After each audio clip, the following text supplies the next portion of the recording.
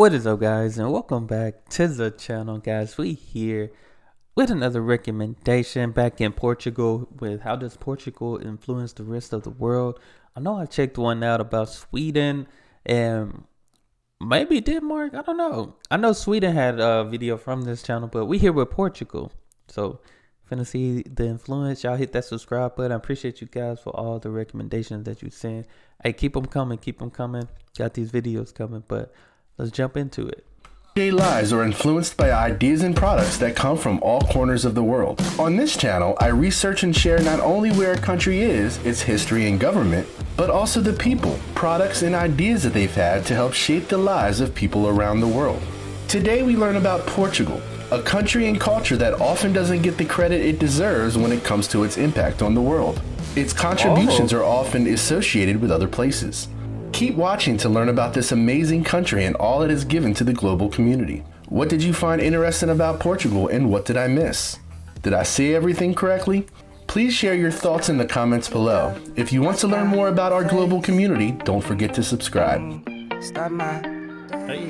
Wake up, get up, stretch my legs. Portugal is located in southwestern Europe, on the Iberian Peninsula, and it's the most western country in continental Europe. A bit smaller than the state of Virginia, it isn't very large in size, but its imprint on the world is enormous. Many Portuguese people live near the sea. In fact, their two largest cities, Lisbon and Porto, are on the coast. The geography of Portugal is fascinating. With that, time for a quick question. According to the website Surfer Today, what country is home to the biggest and gnarliest waves in the world? Is it Obviously A, the United Portugal, States, right? B, South This is Africa, obviously Portugal because the video is about Portugal. C, Australia, or D, Portugal? Let's be honest, it would be a major letdown if it wasn't D. I mean, you are watching a video about Portugal after all. The biggest waves in the world can be found at Praia do Norte, which is in Nazaré, Portugal. The beach is famous for holding several Guinness World Records, including the largest wave ever ridden and the biggest wave. That looks scary. I ain't gonna lie. This looks like, first of all, it looks like it's a hurricane type of tsunami type of thing. But I couldn't imagine. I don't know. I don't see how surfers and stuff do that, man. Hey, kudos to the people that, you know, they do their thing on the sea.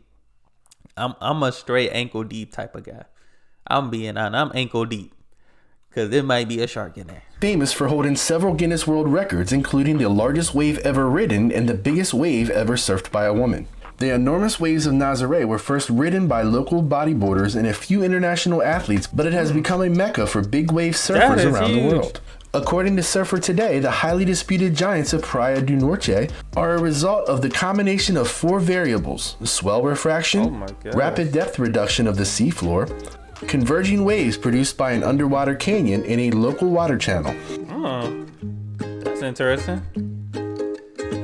This is where it gets interesting, folks. Many of the things we use today are in part thanks to the Portuguese, and we don't even know it. For example, most people associate the ukulele with Hawaii. A small guitar-like instrument, the ukulele was introduced to Hawaii by Portuguese immigrants from Madeira.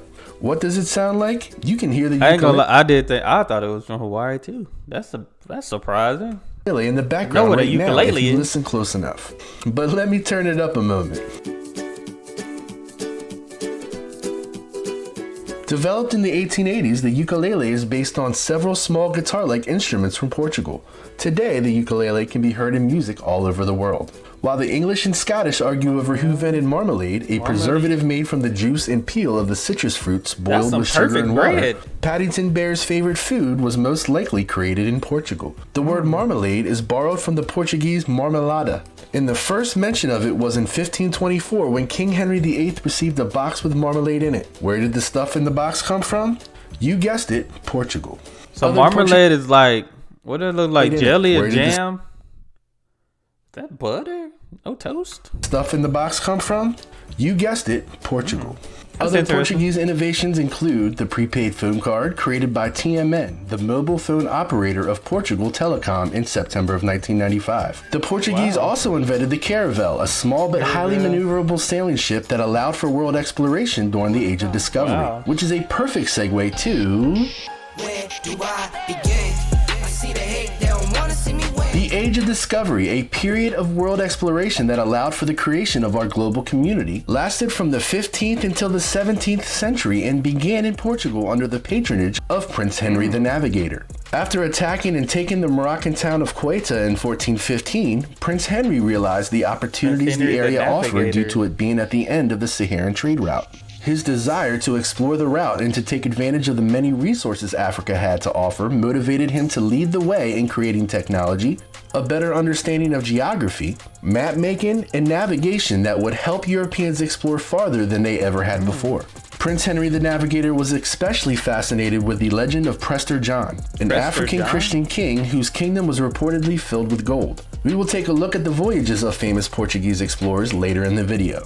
Portuguese advancements in navigation made it possible for others to explore the world. For example, it would have been impossible for Christopher Columbus to sail the ocean. Is it me or I always thought Christopher Columbus kind of looked weird?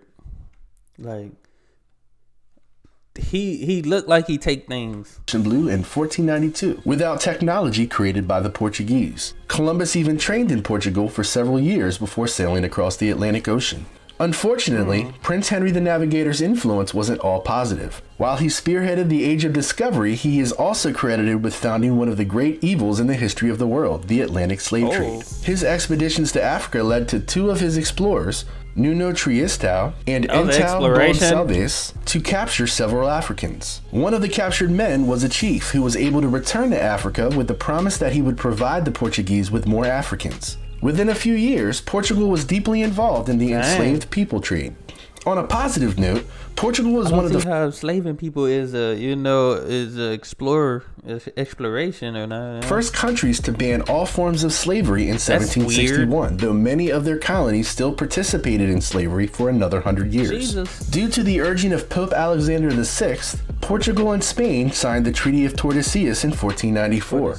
Intended to keep the two nations from going to war with each other over disputed land, it did keep the peace. A problem with the agreement was that no one had any idea how much land there was out there to be had in 1494. As a result, Spain clearly got the better of the deal, but Portugal did get present-day Brazil, which leads us to my next historical fact. Today, Brazil is the 5th largest and most populated country in the world, but was once a colony of Portugal. It was claimed by Portugal in 1500 and held until 1822. Wow. Many of its cultural influences come from the Portuguese culture. I know they do got kind of the same statues and stuff. I noticed that as I was watching Portugal. I checked out a few videos from Brazil.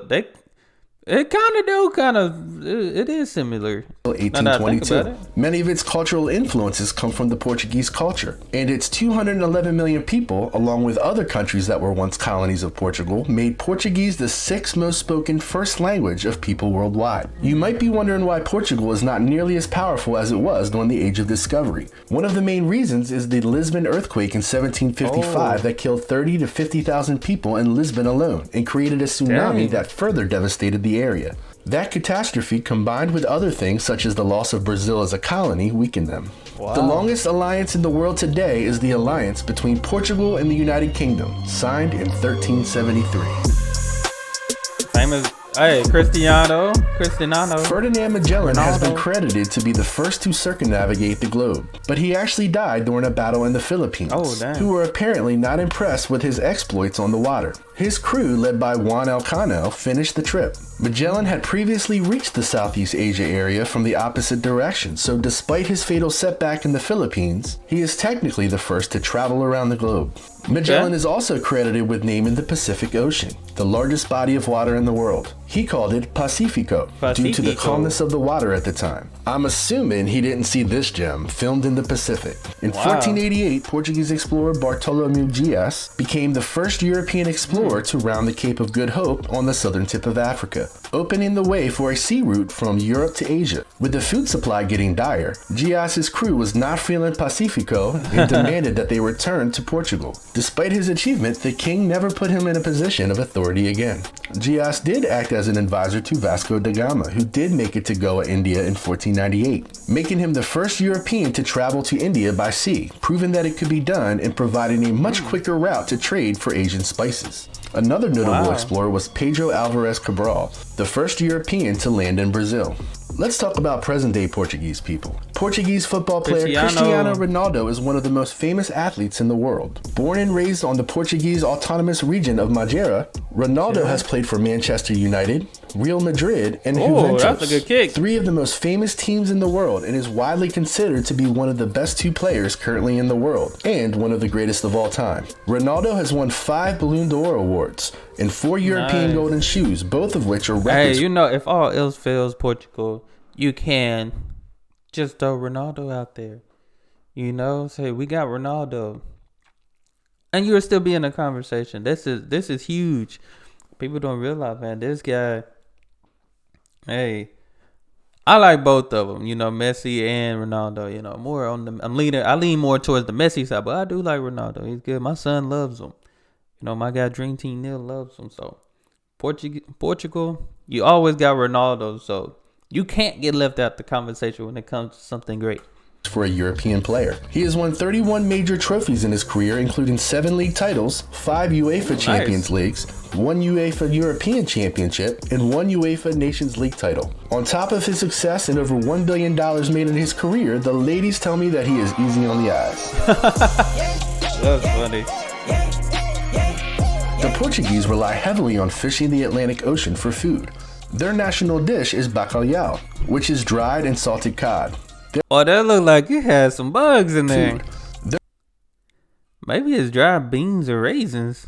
Their national dish is I seen some ants and cockroaches or something. Bacalhau, which is dried and salted cod. There That are look believed to be interesting. over 100 recipes for the fish in Portugal alone. Portugal is also known around the world for a few of their wines. Port is a fortified style of wine that is often drank for dessert due to how sweet it is. It's also known for having a very high alcohol content. It's safe to say that the Portuguese people like their wine strong, as their other type of famous wine, Madeira, is also fortified. Though a more reasonable explanation is Portuguese merchants would fortify their wines with spirits so they would survive the sea voyage. What? Madeira wine is made exclusively in Portugal's Madeira Islands off the coast of Africa. In colonial times, Madeira was a favorite of Thomas Jefferson, and it was used to toast the Declaration of Independence. George Washington, Alexander Hamilton, Ben Franklin, and John Adams are also said to have been fans of Madeira wine. How about some Portuguese dishes that you probably didn't know were from Portugal? A popular Japanese dish known worldwide.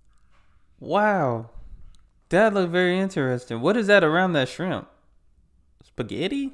It is tempura, a meal with seafood, meat, and vegetables that have been battered and deep fried. What many people don't realize is that tempura was actually a dish that was created in Portugal, who introduced the yummy meal to the Japanese in 1543. In a 2017... I don't know if it was Portugal or what it was. I don't know if I was even reacting to a video or just seen it on something I was scrolling through on like Facebook or something, but they said sushi wasn't even originally created in like Japan, China, and all that stuff. It was created somewhere else, and they just perfected it, I guess. BBC article titled The Truth About Japanese Tempura, writer David Farley contends that Portuguese cuisine may be the most influential on the planet. When the Portuguese came to Goa, India, they cooked a garlicky, wine-spiked pork dish that would become vindaloo, one of the most popular Indian dishes today. Important staple foods of other Asian nations such as Malaysia and China also have their roots in Portuguese cuisine. The national dish of Brazil, feijoada, a stew with beans and pork, was brought to the South American country by the Portuguese. You can find some form of feijoada anywhere the Portuguese sailed during the age of exploration. Very interesting. The government of Portugal is a semi-presidential republic, a system of government where the executive branch exists separately from a legislature and has a representative democracy in which the people elect representatives to vote on legislation. The current leader of the Portuguese government is Prime Minister Antonio Costa, who has held the position since 2015. He lives in the São Bento mansion, which is on the grounds of São Bento Palace, which has served as the seat of Portugal's parliament since 1834. The head of the executive branch must be nice to be a part of the government and stuff sometimes, because you kind of get to live a little fancier a little bit, you know? Which has served as the seat of Portugal's parliament since 1834. The head of the executive branch is President Marcelo Rebelo de Sousa. For the economy, the real GDP per capita of Portugal is roughly $35,000 a year, which is pretty low compared to other Western European nations and similar to the American territory of Puerto Rico. Isn't it cheaper there, right? A thriving business in Portugal other than wine is cork. Portugal produces over half of the world output of commercial cork, and its exports over recent years have accounted for around 70% of the world trade. The tree that cork comes from, the cork oak, grows best on the Iberian Peninsula. Once the trees are about 25 years old, the cork is traditionally stripped from the trunks every 9 years, with the first 2 harvests generally producing lower quality cork. The trees live for about 300 years, making cork oak trees an investment that can last generations. Kind of makes me want to buy some cork oak for my grandkids. That's pretty cool. I can do this with my. I always I've seen a cork and stuff before, but I think that's pretty amazing. Like, you can have something, a business, so simple thing. You can have something that can really benefit something for the rest of the life, and it can be so simple. Like, just putting a cork in a wine bottle seems simple. It seemed like, oh, anybody could have thought of that type. But it's like, it's just thriving business. That's pretty cool. Eyes closed. It's too easy. Portuguese American. There are 1.4 million people living in the United States with Portuguese ancestry, with an estimated 191,000 Portuguese nationals currently living in the United States. Most of the Portuguese that immigrate to America are from the Azores or Magellan Islands and come to find better job opportunities and a higher standard of living. Though you can find people of Portuguese descent all over the country, the largest concentration of Portuguese Americans is in the Boston metropolitan area. Massachusetts was the main landing spot for Portuguese immigrants in the 19th century due to the availability of low-skilled jobs. Many Portuguese migrants came to the United States unable to speak English. So that means I could probably find some Portuguese food up in Massachusetts. And textile jobs were often available in these areas. Portuguese migrants had to seek out low-skilled jobs because of education in Portugal and the lack of job availability. The whaling industry in the 1800s also enticed many from the Azores to move to America. Whaling boats would often stop in the Azores and recruit people to help on the boat. Many of these workers came back to the Americas and decided to stick around. Today, New Bedford, the center of the whaling industry, is home to the second largest population of Portuguese Americans in the country, behind their neighbor Fall River. Notable Americans with Portuguese ancestry include Academy Award-winning actor Tom Hanks, whose parents were both half Azorean. Buddy De Silva, a songwriter, movie producer, and co-founder of Capitol Records. Celebrity chef Emeril Lagasse. Singer Katy Perry of Capitol Records. I thought that was the Cake Boss guy for a minute, but I think he Italian or something. I thought that was Cake Boss. Celebrity chef Emeril Lagasse. Singer Katy Perry, who changed her last name to Perry in honor of her mother's maiden name of Pereira. And former lead singer of the rock band Journey, Steve Perry, whose parents were from the Azores. The world-renowned story of the boy who lived, Harry Potter, is widely believed to have roots in the Portuguese city of Porto. Author J.K. Rowling was living in the beautiful coastal city when she wrote the first few chapters of the first book in the series, Harry Potter and the Philosopher's Stone. Salazar Slytherin, one of the founders of the wizarding school Hogwarts, was indeed named after Portuguese dictator Antonio de Oliveira Salazar. Wow, that's major. As a person who upheld outdated and racist policies, Salazar was an appropriate inspiration for the Slytherin founder who wanted to ban all Muggle-born wizards and witches from Hogwarts. While the rest is speculation, many believe that the traditional Hogwarts robes were inspired by the uniform worn by many university students in Portugal who have been wearing black cloaks for centuries. One of the most important places for Roman Catholic. Dang, so even Harry Potter, the influence. Okay, Portugal, y'all had some major influences out here. That's major. First, you got Ronaldo. Then you got Harry Potter influence. I mean, I know Harry Potter, J.K. Rowling. Well, she's from like the UK, I believe. But that's inspiration. Catholic pilgrimages is the Our Lady of Fatima Chapel in Portugal. Built on the site of a series of events the Catholic Church recognized as worthy of belief, it began when 3 local shepherd children saw visions of Mary, Mother of Jesus. Upon first meeting, the Virgin Mary told the children that she would reappear to them on the 13th day for the next 6 months. Upon hearing the story, many flocked to the Portuguese town, but only the 3 children could see her. Oh, wow. In the last meeting, she urged repentance and the building of a chapel at that site. At the time of the vision, some 70,000 people saw what was described as a sun miracle. Wow. That's very interesting. The Portuguese are renowned in the music world for their own style of music, Fado, created in the 1820s in Lisbon. Fado is a form of song in which can be about anything but must follow a traditional structure.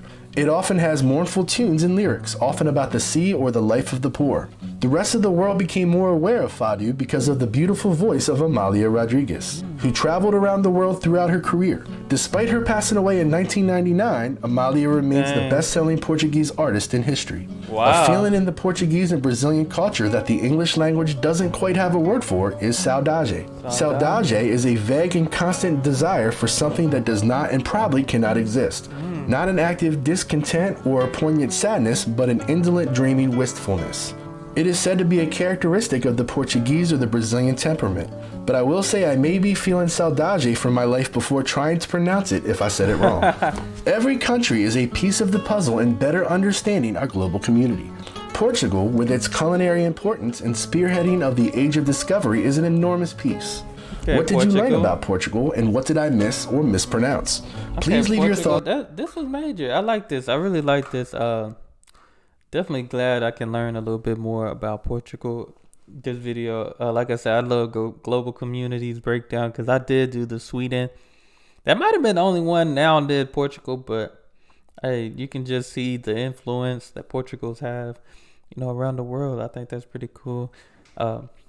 Definitely a country I gotta visit. Now. I've been tapping in a little bit more and just learning and seeing how it is, what it's like and stuff like that. I think I'll like it. I think I'll love it. You know what I'm saying? So definitely appreciate y'all for sending me this recommendation. Y'all make sure y'all continue to send the recommendations my way so I can check out more Portugal and hit that subscribe button.